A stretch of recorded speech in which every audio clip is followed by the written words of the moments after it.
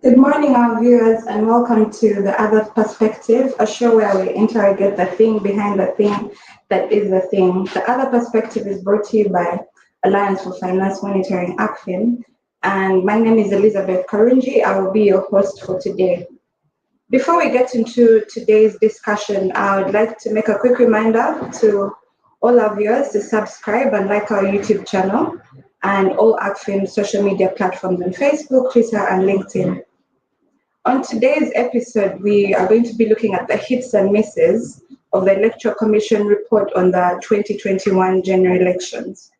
And before we get into this discussion, let me give you just a brief intro. In April of this year, 2021, the Electoral Commission submitted to Parliament the report on the 2020-2021 general elections, which is in accordance with Section 12, Part 1 of the Electoral Commission Act, Caption 140. By its submission to Parliament, the report becomes a public document and therefore it is subject to public debate. The Other Perspective is dedicated the next 3 episodes to discuss this report exclusively. And the reason that this is important is because the elections are organized by the Electoral Commission for Ugandans. In this episode, our panel will give their perspective on the hits and misses of this report. And with me to do this, I have Henry Mugozi, who is an electoral democracy expert. Henry, you're most welcome to The Other Perspective.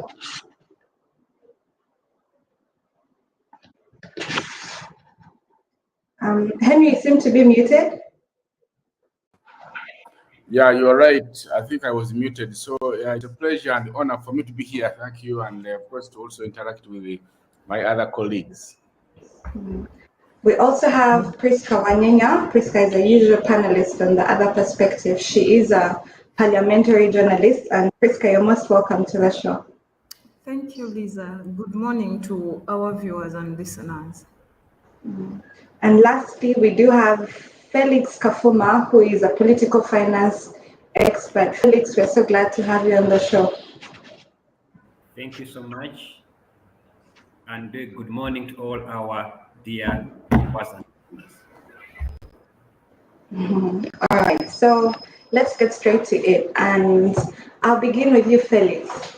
What's your overall take on this report by the EC? Is a true reflection of what actually happened on ground during the elections last year? Interesting. Thank you. I've happened to look at the report. I looked at the various sections of the report. To me, it's more of an accountability tool for the Electoral Commission. It's required by the law for Electoral Commission to submit that report to Parliament. So yes, they are fulfilling an obligation by the law. But when I read through the report, it's a brief scan through the report, and I reconcile with my experience with the elections, I think there are a lot of things that I find quite a bit missing. Let me start with the hits. I think on the positive note, I think it's when you look at the Electoral Commission report, you read that the entire exercise was funded by the government of Uganda to the tune of 698.6 billion Uganda shillings. The fact that Uganda now can ably finance its election, I think for me it's a hit, and I picked that from the report. I think for me that's a hit that we now can finance our elections without additional support or external support from the Europeans or from the Americans.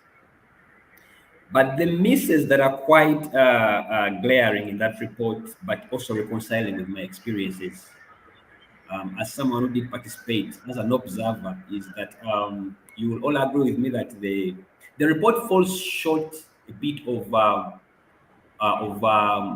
providing the context within which what happened on ground, especially within which these elections were held. You remember very well that during the campaigns, there were a lot of skirmishes, a lot of scenes of violence that many of us were able to see. And also it was a clear indication that depending on where the instructions were coming from, we also wondered who was in charge of the electoral process. On many occasions, the EC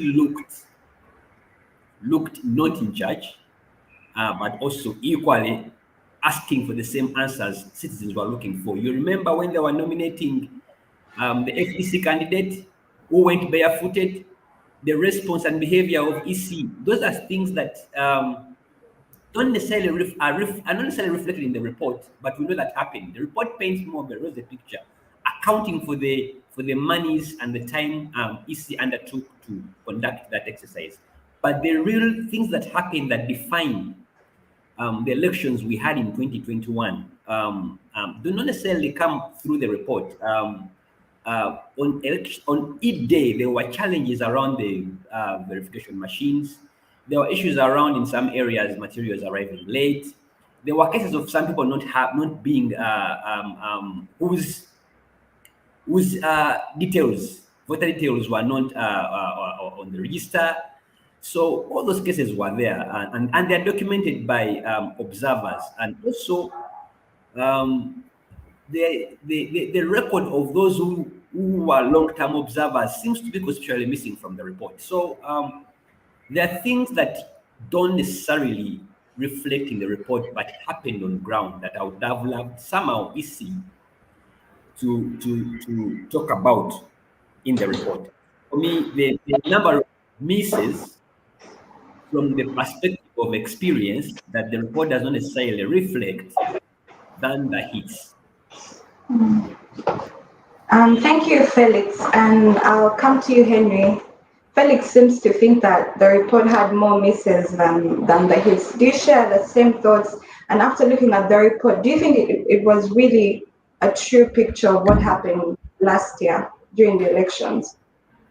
Thank you, Lisa. And of course, I will not hesitate to reinforce the very credible view shared by my colleague Felix about this report being a true picture of what an accountability document should look like. Because when you look around, there are quite a number of things you can't find.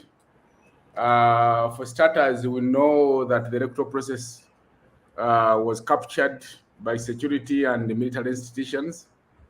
You would look around and wonder why we keep financing regional offices of the Electoral Commission when they cannot take over and give direction to what happened. We saw that these security institutions almost sabotaged and undermined the fairness of these campaigns. That doesn't come through. Number two, we understand as well that from the report, from the outlook of things, that the Electoral Commission was not fully funded for all the activities they had planned to do, especially when you look at the electoral roadmap, and they highlight that clearly that they were not fully funded. And of course, that now becomes a fault on the on Parliament that is charged with the responsibility of appropriation, but also the Ministry of Finance, and of course now the head of state, who is the de facto Minister of Finance. So, and you cannot have credible elections when you cannot fund them. You cannot have milk from a cow you're not feeding. So I think that's our fault. Number three, I see that the Electoral Commission highlights that they accredited local and international observers. But when you look at what they have appended in the appendix, you cannot get to see a list of those that were accredited, which I think is a miss. They talk about the media and the COVID context within which the election was conducted. And when you look around the media, the things that were so visible, the barring of candidates, especially from the opposition side, from accessing media, that is not said. And of course, also the issue of a few candidates that were quite errant and violated the COVID-19 SOPs. That doesn't come through.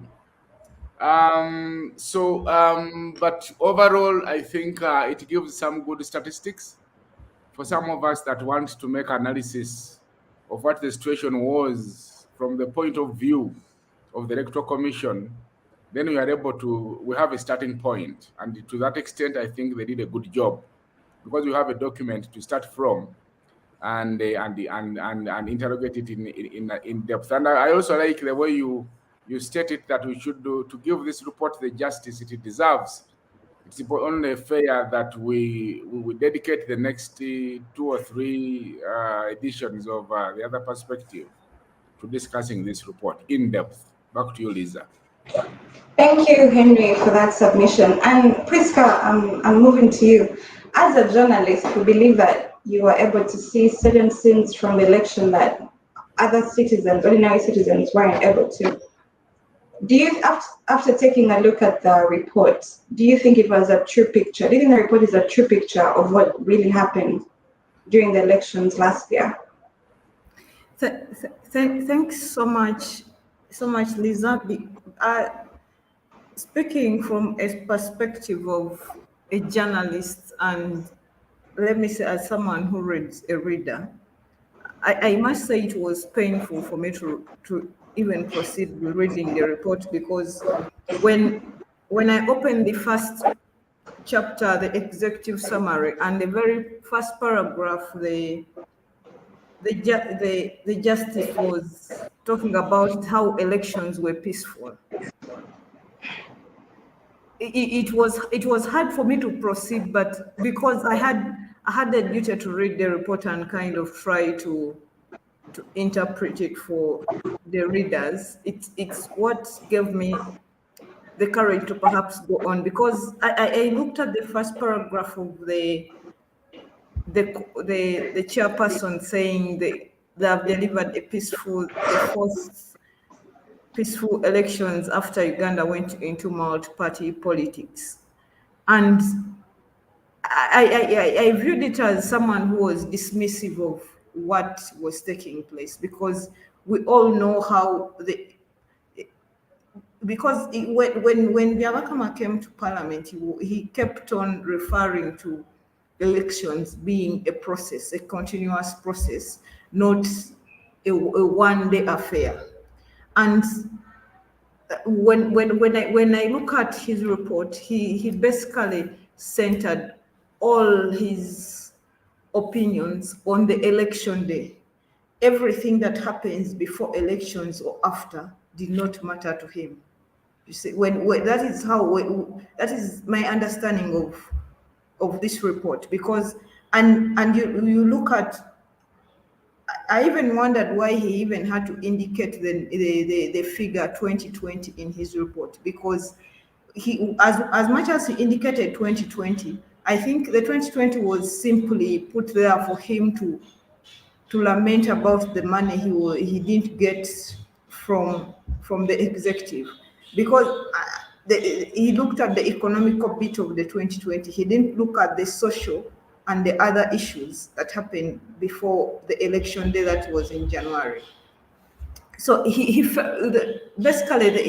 the mere fact that the EC fell short even in the first paragraph, it tells you, as the other panelists have said, it was just a mere accountability show.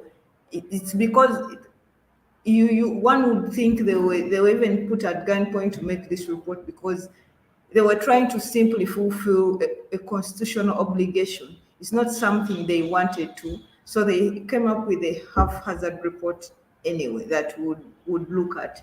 And when you go back to the challenges he listed, he simply throwing the challenges at us.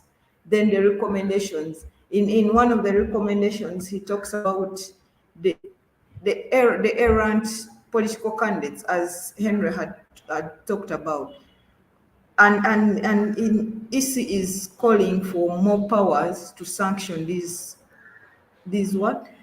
errant political candidates, but they want more powers, and yet they still have some powers within the Electoral Commission Act that they are not using.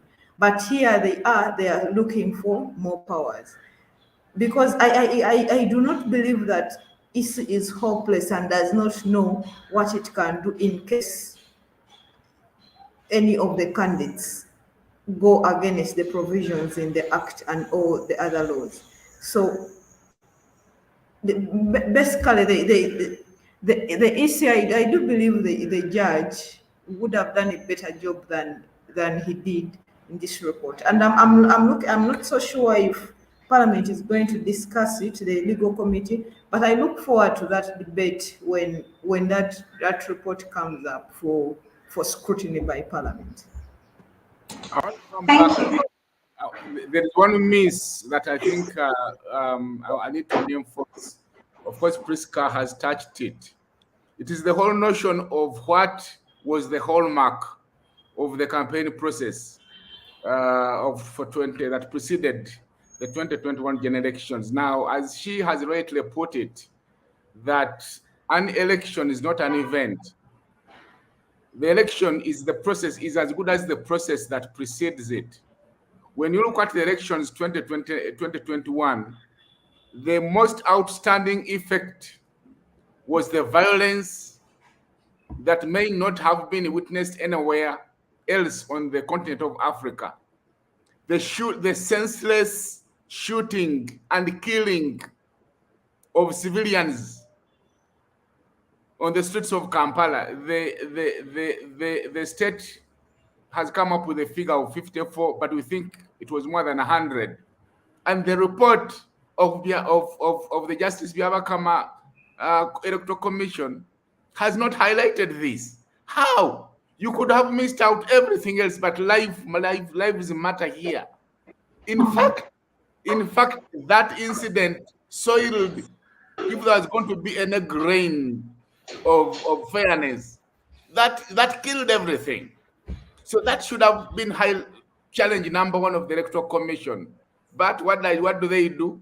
They just say, when you look at challenges, they say Part J, electoral violence.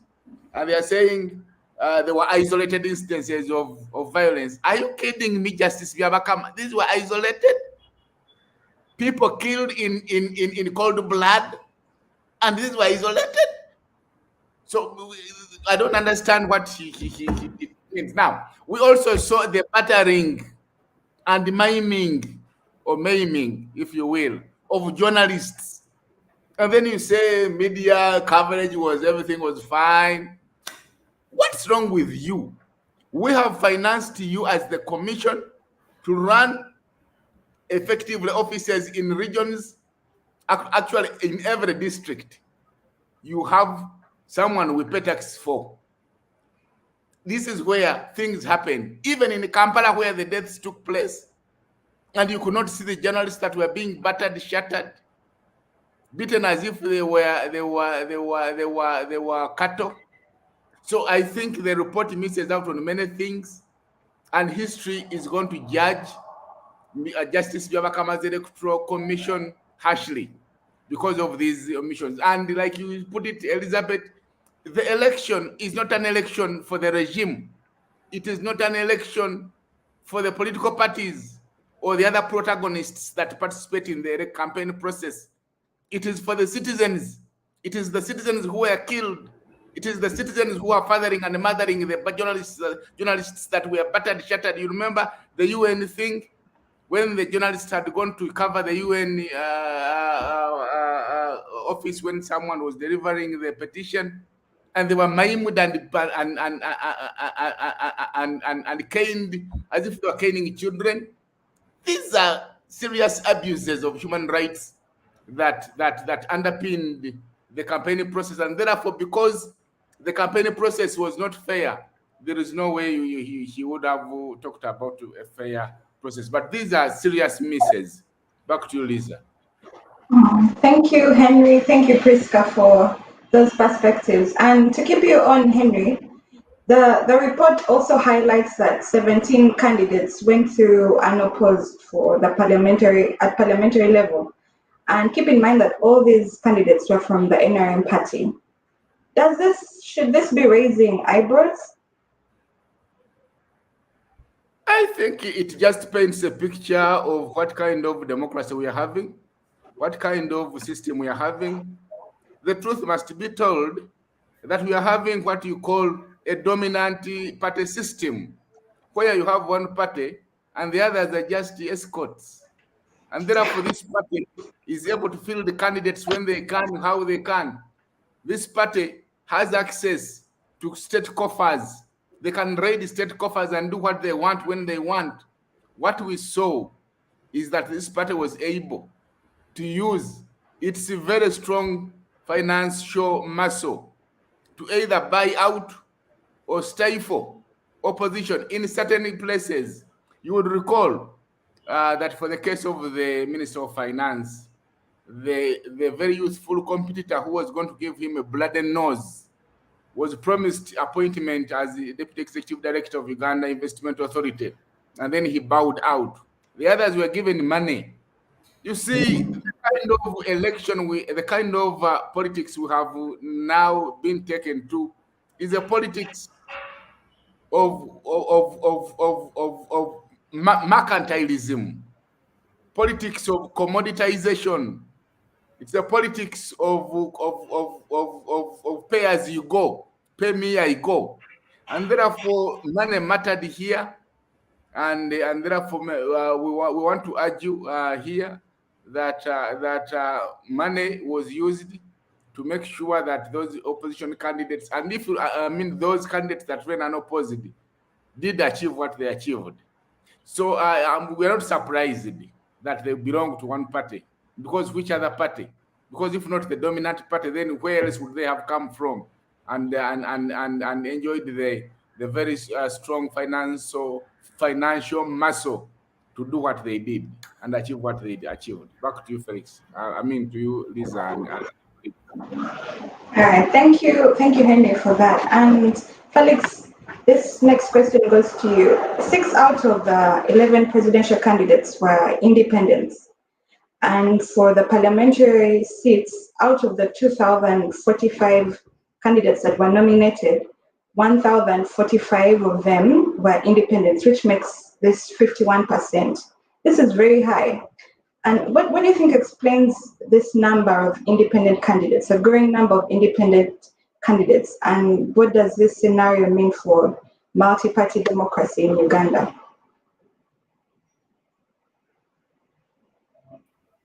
Thank you so much. Felix, Thank you so much, Lisa, for this. In fact, this statistic is quite interesting because it begs a golden question of whether we are making progress in terms of deepening multipartyism as a preferred vehicle of democracy. Now, when you look at, if we have 51% of the pointing to independent candidates, it means clearly that political parties as institutions, as vehicles of multi-party dispensation, as vehicles of offering political leaders, are failing to deliver on this mandate. And it does not in any way surprise us. You see, even when we returned to multipartyism in 2006 elections, after a number of years when they were in abeyance, you realize that the concept of multi-party democracy was never given a chance to grow in Uganda's politics. Shortly after independence, we went into squabbles and fightings, and in fightings, at some point political parties were suspended. We had change of regimes violently, and again, we never had an opportunity to allow multipartyism take root. So even when it is opened up, you realize that political parties that have thrived through, that have come through the current multi-party dispensation are struggling to behave and act like political parties. They have institutional weaknesses internally. They still struggle from the suffer from the hangover of the strong man syndrome. Look at NRM, the party, which is a dominant party. You realize that internally there are kingpins. There are individuals who are bigger than the party, who determine and dictate what goes on in the party, who even define flag bearers. It's not any different from all these other political parties. Look at DP, look at FDC. So you look at now in such an environment that stifles competition, genuine competition, that harbors a lot of intrigue. You realize that it does not in any way promote or support growth of leaders through party structures to compete and come through a party structure and be flag bearers. We were able to track primaries. Let me even just talk about the primaries, because when you talk about independence, you just look at how primaries political party primaries are conducted before elections. Most of the parties had candidates, especially look at majority of those candidates came through the NRM party. But when you ask them why they chose to run as independents, they will talk about the injustices, how they were cheated in the party primaries, how the elections within political party structures at primary level were not free and fair. No wonder, even when you come to the general elections, you see some asymmetry, some similarities of what happens in party primaries and the general elections. But the point I'm making here is that these parties that we have failed to put in place systems and structures that nurture competition and allow leaders to come through the party structures as flag bearers without contestations. That is one issue. So because they don't trust the political parties due to their internal weaknesses, people prefer take the route, the easier route, because if you feel you are aggrieved, cheated in a party process, then you take the route of standing as an independent. And many of them, interestingly, win as independents and beat the party flag bearers. So what does this mean now to the multi-party dispensation, to multi-party democracy? It means that we are either we are taking so many steps backwards in terms of deepening multipartism, or we are stagnating. In fact, we're not even stagnating, because the numbers of independents in 2016 elections, I think, were slightly less than. I think they were about they were less than 51. They were about 38, somewhere there. And Henry may help me get the statistics right. About 38%. This is a significant increase of those numbers that are now coming through as independents in the 2021 elections. It means indeed that we are on a regression curve in terms of how multi-party politics should ideally function and deliver leaders through party structures. And for me, anybody out there who vouches for democracy as the preferred vehicle of governing this country should really get concerned on these numbers of independents that are running, as opposed to having flag bearers standing on party tickets. This is not good for democracy, and this is not good for political parties. It points to weakness in the political parties, and we should deliberately strengthen political parties if we are to see anything called multi-party democracy. So it's not a good sign at all. Back to you. Thank you, Felix, so much for your thoughts on the independence question. We're about to go for a short break, but before we do that, I would want to take us back a little on the issue of the unopposed candidates. And Priska, I would love to hear your thoughts on this. 17 candidates went through unopposed, and all these candidates came from the NRM party. And keep in mind, this is just at parliamentary level. There were also a number of candidates at local government level that came through unopposed. What do you think? What does this say? Priska, can you hear me?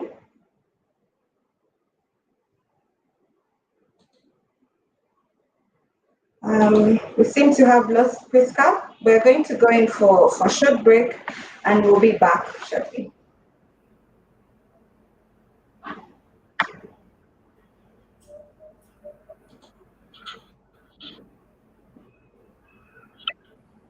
Seems we're having technical issues. Felix, we hadn't gotten your opinion. But before Felix comes in, I think I wanted to reinforce that point on independent candidates. because you see, it's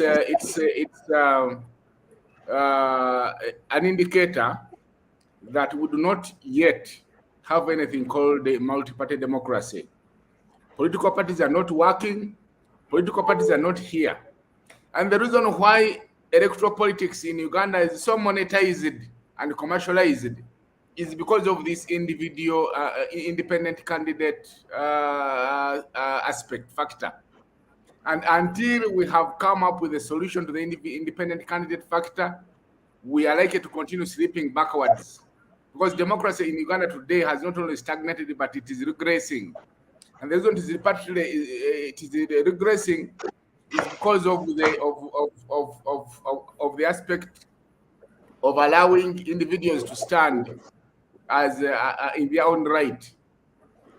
In countries, in electoral jurisdictions where multi-party democracy blossoms and thrives, you will not find independent candidates. So I think if we are going to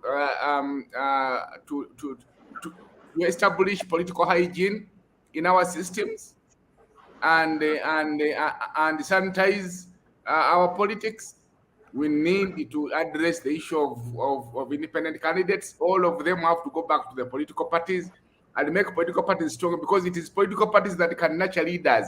You cannot nurture yourself we cannot nurture yourself. And I think also it is the reason why we are having political corruption also escalating.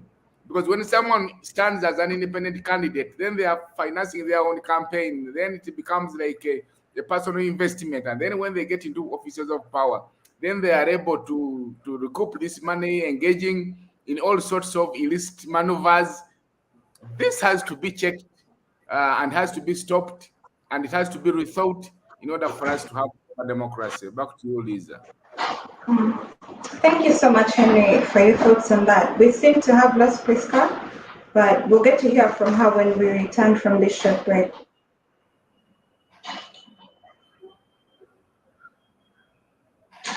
It seems we aren't going for a break anymore. And Henry, as you were speaking, about the question on the independence. What does this say about political parties in Uganda? Because we know that most of the candidates that come out to stand as independents usually have issues, or they failed in the primary, in the party primaries, and there's a lot of contestation on how the party primaries are conducted. What does it say about the political parties that we have in the country?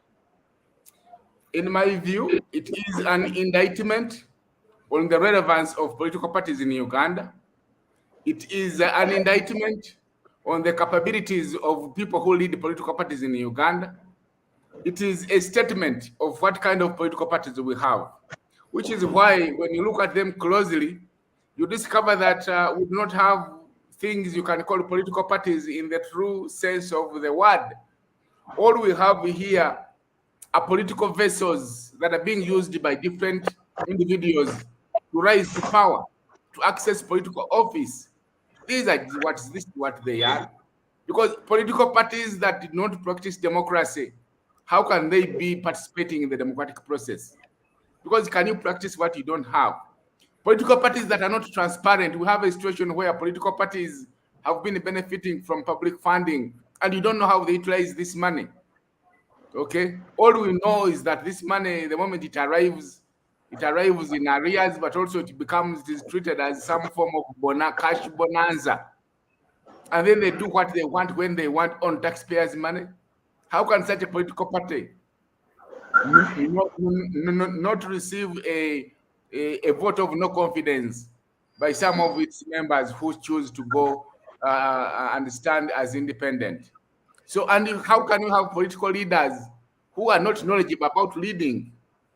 Because you see, a political party is a public enterprise. A political party is a complex organization.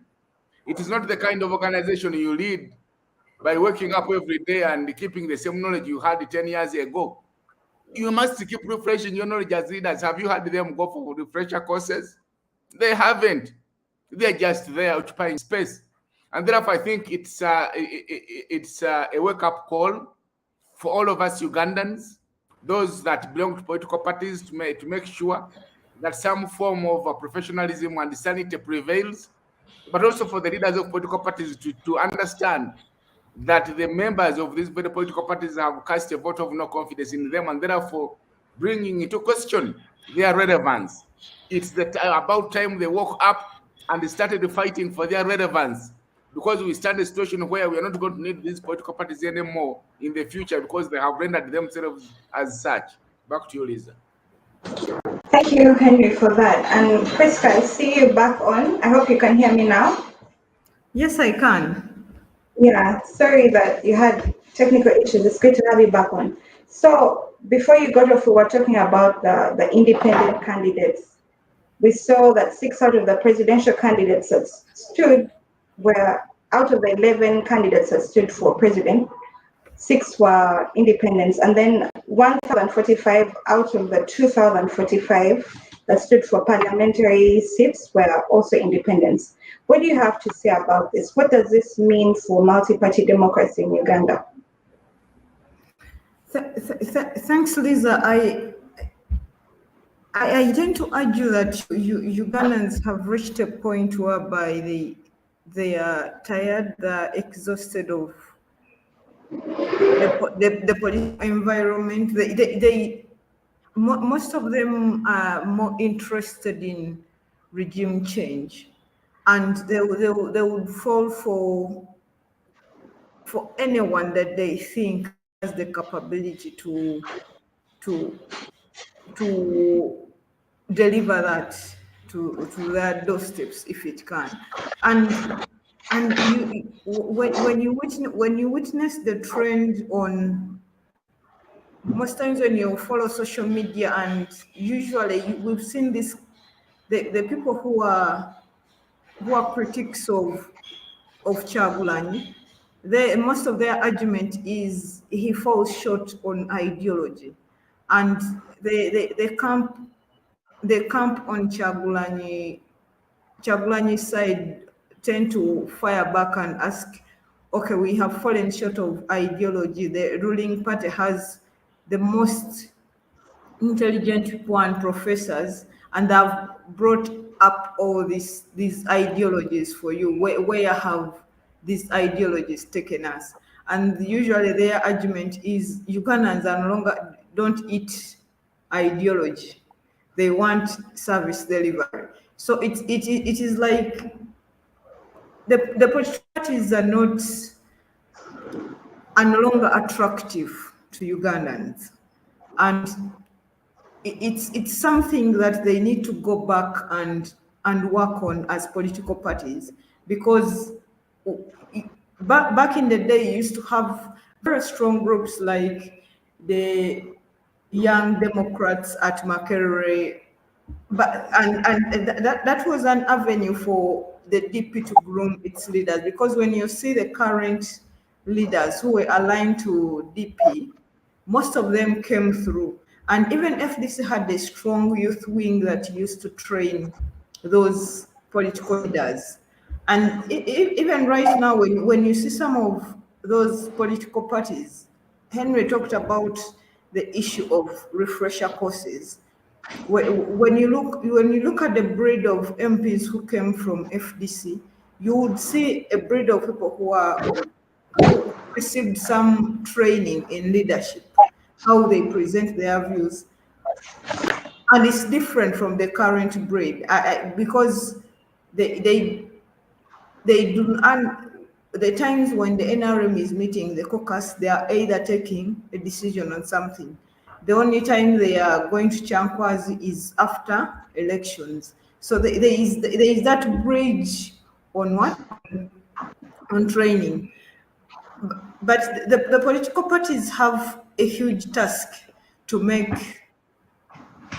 their political parties attractive for mostly the youth, because we are looking, these are the people we are looking at who are going to take over from the current breed.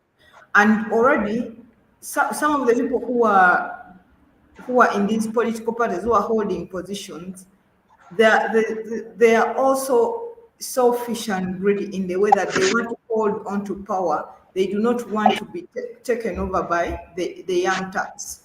And it can be witnessed by what happened in DP. the reason as to why some of its MPs crossed over to MOP, because the leadership was of a view of holding primaries and primaries, and yet the current MPs thought these positions that worked for them, and they didn't want to go for primaries just in case they would lose out. So that is why some of them ended up crossing over. And someone who is planning to go to join DP can witness all this hammer that is happening into the political parties and begins to question what is the relevance anyway of me. And when you look at some of the reasons as to why as independents, I have a case of an MP in Imbara who was in NRM but currently returned as an independent. When it came to the time for picking nomination forms, he had sickness and went abroad because he told this story to journalists in Parliament. He faked sickness, went abroad until the elections were done because he did not want to spend money in the party primaries of which he was not guaranteed. So what he did was go abroad. The rest went to the battlefield, and in the end his argument was he wanted to save up money for the final battle, because despite the fact that you're spending money in the primaries, it does not guarantee that that is going to be the issue. You and how NRM tried to threaten some of its members not to vie as independents, but the big-headed one still went ahead. So now that is that going ahead, that is the trick they are going to do. That instead of me spending double, about 500 million in the primaries, and as well as I spend another 500 million in the general elections, let me just keep this money. Perhaps I will be able to even save more, because after the primaries, most of them are even they are financially destabilized. So these ones who have stayed away from the primaries tend to use that gap, and so it also hints back to the issue of the high level of the commercialization of our politics. So someone thinks you going as an independent, it is better off than being aligned to a political party, because even these political parties do not give a lot of money, because I think NRM is the only one that gave its parliamentary candidates about 20 million. But when you look at the money they spend, 20 million is just a drop in the ocean. So that is why some of them prefer to step aside. Avenue has been used for you to climb the political ladder. You look at the case of the current speaker, FDC first, then you return as an independent, then you fully undress the other party, then you say and you follow the trend. That is how Katuntu is doing, and I think as that is the trend, the trend they are using for.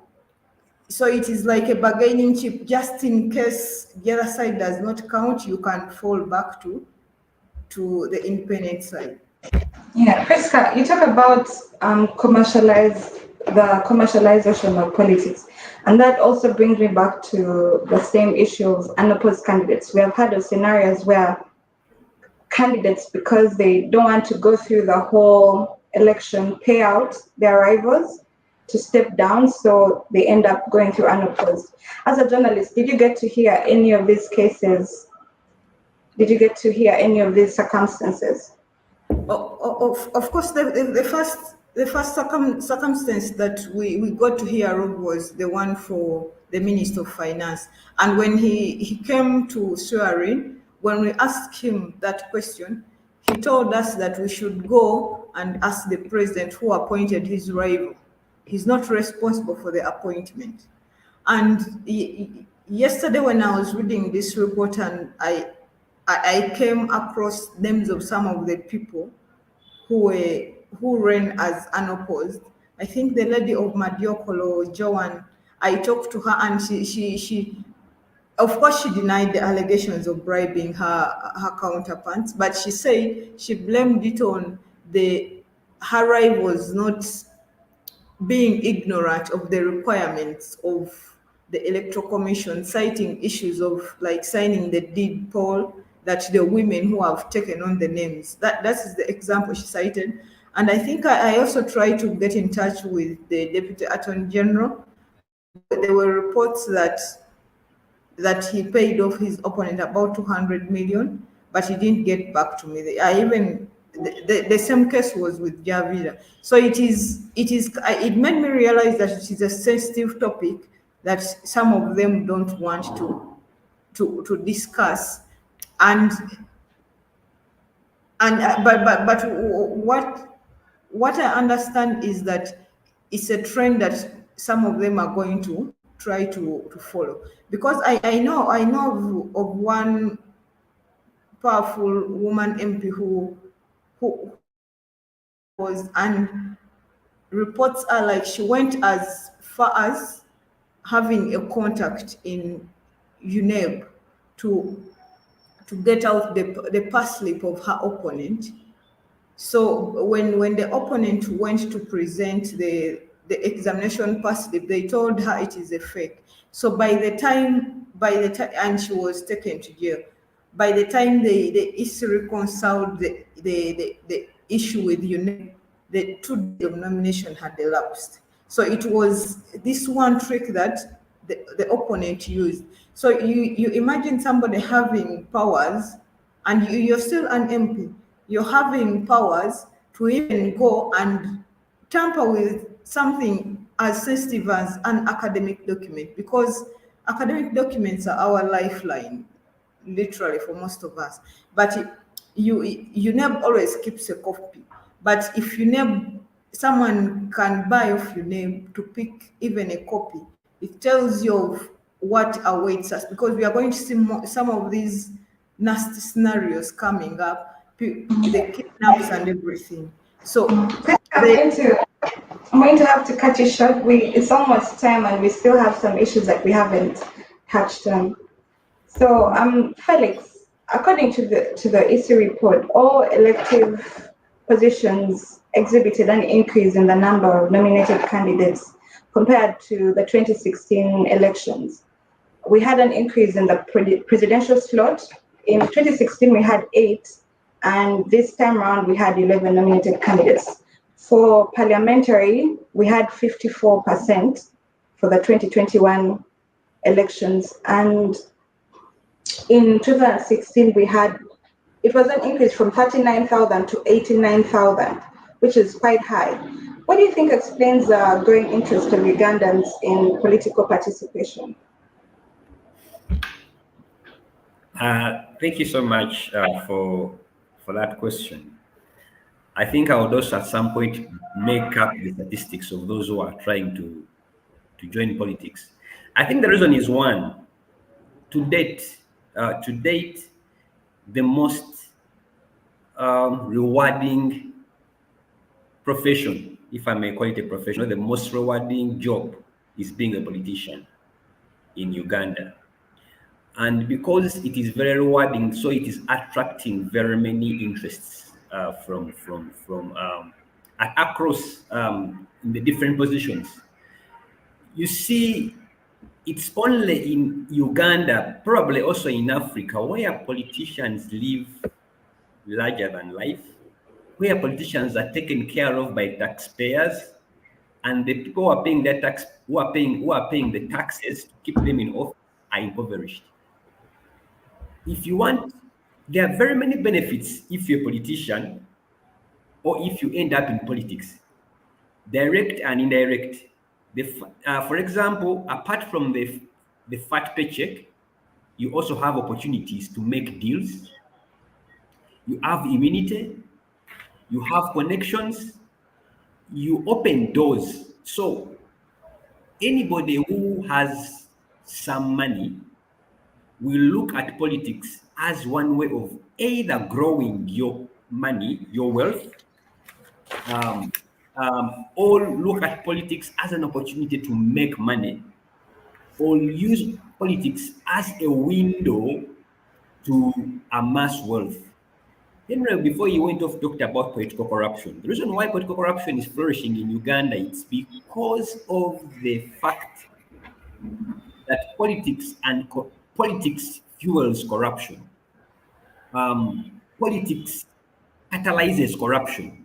So when you look at the benefits and advantages of contesting for any electoral position, as opposed to doing business in Uganda, or even when you want to do business and be successful in that business, you are safer doing business under the cover of politics. So that's why you have politicians who are doing business. Or that's why you have politicians bankrolled by businessmen. So when politics becomes business, it's a business, two, it's a job.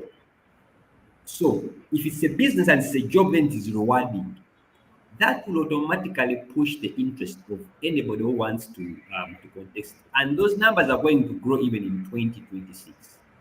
Because as of now, there is no, let me call it, let's look at the position of an MP, how much an MP takes home, plus allowances, comes to about between 50 and 40 million, plus allowances. How many jobs actually pay you that amount of money? How many businesses give you that net turnaround, that net profit? So if you are to choose where you what to invest and have returns on your investment, what people call it sure deal. It is politics. So that explains why we have very many people being nominated, running for political offices, because it's the only lucrative path in Uganda. Shortcut to wealth, shortcut to business opportunities, shortcut to making money. It's a job. It's a business. It's all about deals. That's why we are in that situation. And until we disincentivize politics, and how can we do that? Simple. You reduce the remuneration that goes to politicians. Just reduce it to the point that you are more or less volunteering. You will start to see those numbers dwindle and have more people who are willing to serve than those who are willing to go there and make money. So that's where we are. Back to you. Thank you, Felix, for your thoughts. Priska, on the same question, you've seen a notable number of journalists also join politics. We've seen performing artists and people from all careers abandoning their careers to join politics. Do you agree with Felix that it is a shortcut to wealth, or are these people really genuinely interested in serving Ugandans? Why is there an increase? What do you think? Thanks so much, Lisa. I could probably attribute it to the Chagulanyi wave, because here was some of them try to find his story inspirational, because at no one point did they expect someone, because as they usually call it MDD in parliament, and it was the same wave with the Katolugwama and almost the same era. So, and people have looked back at the other politicians that to parliament. For example, we can cite a district like Agago. Agago has one of the highest levels of professors in Latigo, and most of them are highly educated. But when you look at vis-a-vis what is happening on the ground, it's quite different. So it is like a bargaining chip that the Ugandans are trying to throw a card and say, let's probably drop the elites and try to send people who look like us, because the level of education, you also know it. And so it's kind of a try and error method that the Ugandan voters tried, and it kind of worked out for them, because I remember after the elections, somebody on Twitter went and said the no MPs we voted, we simply ticked, we don't know who you are. So you better start introducing yourself. Who are you? Who are we that we vote? Because they were simply ticking the umbrella. So it was a joke, but there was a huge message lying behind it, because the Ugandans are trying to reclaim their country back from the elites, because they feel that the elites have failed them. So it is time that the ghetto or the uneducated took charge, and they see how the others are going to run the country. And that is now the struggle that the other political parties are having at the moment. So when this whole scenario is giving some people, political analysts, sleepless nights, because it's something that caught them off guard. Because right now you say, how can you take someone with MDD and they tell you, what has your PhD done for us? It's something that the political analysts have to reconcile with. And since I see our time is almost up, I am not so sure if Parliament is going to debate this report. Because I do not remember the one of 2016 being debated or scrutinized, but I look forward to it. But basing on our topic, I think Biabakama should have done a better job. The job he did was very shabby in this report. I hope he gets to his shortcomings, because it appears to be more of a copy and paste edit from the past elections. The mere fact that he didn't mention the violence that happened in November 2020, it's a negative. There is nothing that can explain away this. I know that at the height of the election campaign, he was asked about ignoring some of the things that were taking place, and he told them he does not watch TV because his DSTV was disconnected. I do not know whether he has now been connected back to DSTV to now watch the political trends, but I think it's time the Electoral Commission stopped taking Ugandans for granted, because the work they tend to rely more on the financial accountability, and there was no social accountability on the lives lost. Not even I expect at least he should have even put in an RIP somewhere. It didn't even feature. He was very dismissive of the people who lost lives on those 2 days, and it is really arrogance of the highest order. And I just hope the EC does a better job in the next process, in the next coming elections. Thank you so much, Priska. And Felix, also, if you could kindly conclude on your thoughts about the entire report and what you think should have been included, what was missed, as you wrap up.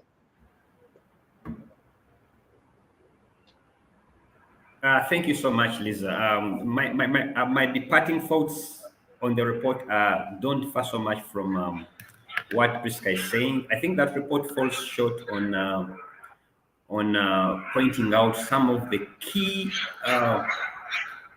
outcomes, some of the key processes that defined the 2021 elections. There's no way you can have a report that falls shy on commenting on the violence that we saw, because I think we will agree there was a lot of violence during the electoral period. The too much securitization that we saw, has not mentioned so much about it. There were also other issues that were observed on the Eid day and also prior to the election day that are not necessarily being captured in the report, that speak to the integrity of the process.